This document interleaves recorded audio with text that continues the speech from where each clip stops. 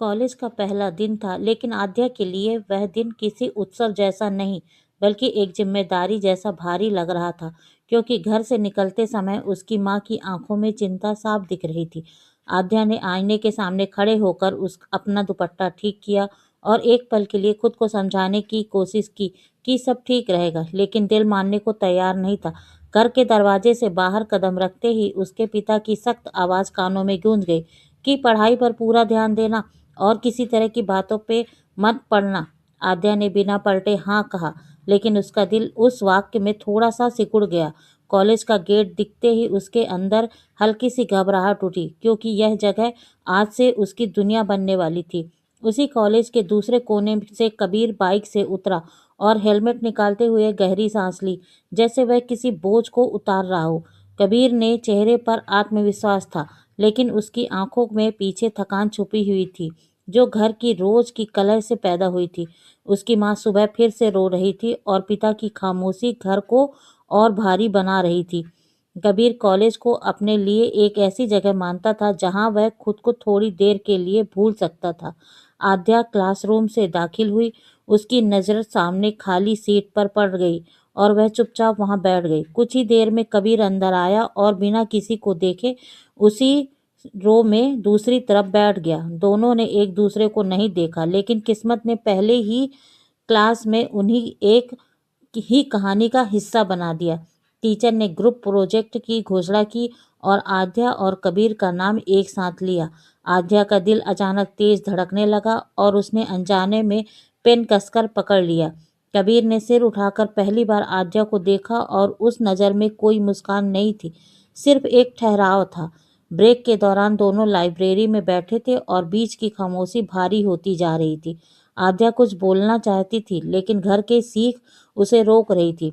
कबीर भी बोलना चाहता था, लेकिन उसे लगा कि शायद चुप रहना ही बेहतर है। दिन बीतने लगे और प्रोजेक्ट के बहाने दोनों की मुलाकातें बढ़ने लगीं। आद्या को कबीर की खामोशी में एक अजीब सा सुकून मिलने लगा। कबीर को आद्या की आंखों में छुपी मजबूरी साफ दिखने लगी। एक दिन आद्या देर से घर पहुंची और माँ ने बिना कुछ पूछे उसकी तरफ देखा तो आद्या की आंखें झुक गई। माँ ने बस इतना कहा कि दुनिया आसान नहीं होती बेटा, और वही वाक्य आद्या के दिल में गूंजता रह गया। उधर कबीर के घर में उस रात फिर से बहस हुई और उसने चुपचाप अपने कमरे का दरवाजा बंद कर लिया। अगले दिन कॉलेज में बारिश हो रही थी और आद्या भीगते हुए आई तो कबीर ने बिना कुछ कहे अपना रुमाल आगे बढ़ा दिया। उस छोटे से इशारे ने आद्या के दिल को हिला दिया। दोनों के बीच कुछ बदल रहा था, लेकिन कोई नाम नहीं था। फैमिली की परछाइयां उसके साथ कॉलेज तक चली आ रही थीं और दोनों यह समझने लगे थे कि प्यार सिर्फ दिलों के बीच नहीं, बल्कि हालातों से भी लड़ता है। कॉलेज के दिन जैसे जैसे आगे बढ़ने लगे, आद्या को एहसास होने लगा कि घर और कॉलेज के बीच उसका दिल दो हिस्सों में बट रहा है। घर में माँ की खामोशी अब सवाल बन चुकी थी और पिता की सख्ती उसे उस दिन छोटा महसूस करा रही थी।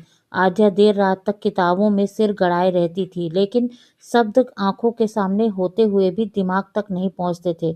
उधर कबीर का हाल भी अलग ही नहीं था, क्योंकि उसके घर में अब बातों की जगह ताने और चुप्पी ने ले ली थी। उसके पिता का गुस्सा बिना आवाज के होता था और माँ की आंखों से गिरते आंसू उसे भीतर से तोड़ देते थे। कॉलेज में आद्या और कबीर अब साथ बैठने लगे थे, लेकिन बातों में अब भी एक संभली हुई दूरी बनी रहती थी। एक दिन प्रोजेक्ट के सिलसिले में दोनों लाइब्रेरी के कोने में बैठे और बाहर हल्की सी बारिश शुरू हो गई थी। खिड़की से आती ठंडी हवा में आद्या ने गहरी सांस ली और पहली बार कबीर की तरफ देखकर मुस्कुराई। उस मुस्कान में खुशी नहीं, बल्कि थकान थी, जिसे कबीर ने तुरंत महसूस कर लिया।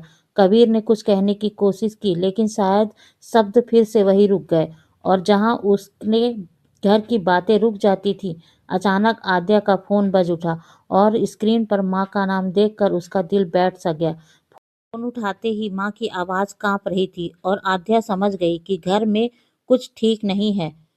उसने फ़ोन बंद कर दिया और बिना कुछ कहे किताब बंद कर दी। कबीर ने उसकी आंखों में उभरे पानी को देखा और पहली बार खुद को रोक नहीं पाया। उसने धीमी आवाज़ में पूछा, सब ठीक है? आद्या ने सिर हिलाया, लेकिन उसका गला इतना भारी था कि कोई आवाज़ बाहर नहीं आ सकी। उस दिन पहली बार दोनों ने महसूस किया कि उसकी चुप्पियाँ एक जैसी है। कॉलेज से लौटते समय दोनों साथ चल रहे थे और रास्ते में कोई बात नहीं हुई, फिर भी कदम अपने आप एक साथ उठते रहे। आद्या के मन में डर था कि अगर घर वालों को इस नज़दीकी का पता चला तो सब कुछ बिखर जाएगा। कबीर के मन में गुस्सा था कि उसके फैसले हमेशा हालात क्यों लेते हैं। एक शाम आद्या के पिता ने उससे सीधे पूछ लिया कि कॉलेज में कोई खास दोस्त तो नहीं। आद्या का दिल जोर से धड़क उठा और उसने नजरें झुका ली। उस पल उसे समझ आ गया कि घर की नजरें अब उसके कदमों पर हैं। उसी रात कबीर के पिता ने भी उसे याद दिलाया कि जिम्मेदारियां प्यार से पहले आती हैं। कबीर देर तक छत पर बैठा रहा और उसे लगा जैसे आसमान भी आवाज नहीं दे रहा है। अगले दिन कॉलेज में दोनों मिले और आंखों में वही बात थी जो जुबान पर नहीं आ रही थी। बारिश फिर से शुरू हुई और दोनों उसी सेट के नीचे खड़े थे जहां पहली बार खामोशी भारी लगी थी।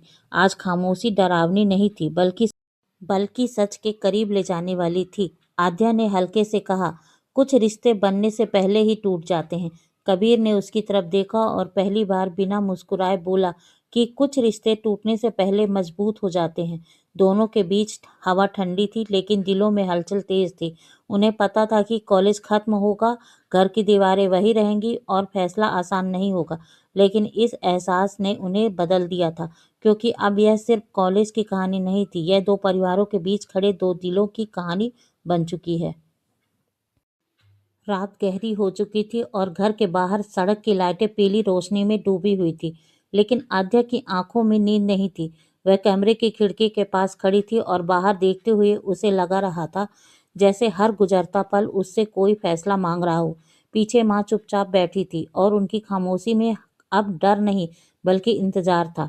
आद्या ने आखिरकार मुड़कर माँ की तरफ देखा और धीमी आवाज में पूछा, अगर उस दिन आप डरती नहीं तो क्या आज सब अलग होता? माँ ने कुछ सेकंड आंखें बंद कर रखी थी और फिर बोली, शायद हालात बदल जाते लेकिन हिम्मत तब भी कम ही होती। उस जवाब में कोई पछतावा नहीं था, सिर्फ सच्चाई थी। आद्या ने पहली बार समझा कि कुछ फैसले गलत नहीं होते, बस अधूरे रह जाते हैं। अगली सुबह दरवाजे पर दस्तक हुई और माँ ने उठकर दरवाजा खोला तो सामने कबीर खड़ा था। वह उम्र में थोड़ा बड़ा लग रहा था, बालों में सफेदी सी हल्की झलक रही थी, लेकिन आंखों में वही पुरानी ठहराव वाली उदासी थी। एक पल के लिए किसी ने कुछ भी नहीं कहा, लेकिन हवा में सालों की दूरी साफ महसूस हो रही थी। माँ की आंखें भर आई और कबीर ने सिर झुका लिया जैसे किसी पुराने वादे के सामने खड़ा हो। आद्या ने पीछे यह सब देख रही थी और उसका दिल जोर जोर से धड़क रहा था। कबीर ने धीरे से कहा, मैं माफ़ी मांगने नहीं आया, क्योंकि कुछ फैसलों के लिए माफ़ी नहीं मांगी जाती। माँ ने गहरी सांस ली और कहा, इतने साल बाद आकर भी तुम वही बात कह रहे हो? कबीर ने हल्की सी मुस्कान के साथ जवाब दिया, क्योंकि कुछ बातें उम्र के साथ बदलती नहीं। कमरे में बैठते हुए तीनों के बीच खामोशी थी, लेकिन वह खामोशी अब बोझ नहीं थी। आद्या ने वह पत्र आगे बढ़ाया और कहा, यह मुझे मिल गया था। कबीर ने कागज को देखा, लेकिन उसकी उंगलियां हल्की सी कांप गई। उसने कहा, यह कभी भेजा नहीं गया था, क्योंकि डर ने हर बार मुझे रोक लिया। माँ ने पहली बार खुलकर कहा कि मैं भी डर गई थी, शायद यही हमारी सबसे बड़ी सजा बन गई। कबीर की आंखों नम हो गई, लेकिन आंसू नहीं गिरे। उसने कहा, मैं आज भी वही सवाल लेकर जी रहा हूँ कि अगर उस दिन रुक जाता तो क्या तुम मेरा साथ देती? माँ ने बिना रुके जवाब दिया, हाँ। वह एक शब्द कमरे में गूंज गया। आद्या की आंखों से आंसू बह निकले, क्योंकि उसने पहली बार देखा कि सच देर से ही सही लेकिन पूरा होकर कितना हल्का कर देता है। कबीर उठा और दरवाजे तक गया, फिर रुककर बोला, कुछ रिश्ते साथ रहने के लिए नहीं होते, लेकिन सच कहे बिना भी नहीं रहते। माँ ने सिर हिलाया और कहा, यह कहानी पूरी हो गई है। कबीर चला गया, लेकिन इस बार पीछे कोई अधूरापन नहीं छूटा। शाम को आद्या माँ के साथ बैठी और दोनों चुपचाप चाय पी रही थी। आद्या ने महसूस किया कि माँ की आंखों में अब वह पुरानी उदासी नहीं थी। उसने मन ही मन समझ लिया कि प्यार हमेशा मिलन नहीं मांगता, कभी सिर्फ स्वीकार करना चाहता है। रात को डायरी बंद करते समय आद्या ने आखिरी पन्ने पर लिखा, कुछ कहानियां खत्म नहीं होती, लेकिन उसका बोझ जरूर खत्म हो चुका होता है। खिड़की के बाहर हवा चल रही थी और घर पहली बार हल्का लग रहा था, क्योंकि आज कोई भाग नहीं रहा था, कोई डर नहीं था और कोई बात अधूरी नहीं थी। धन्यवाद दोस्तों। अगर यह कहानी अच्छी लगी हो तो प्लीज़ लाइक और सब्सक्राइब करें।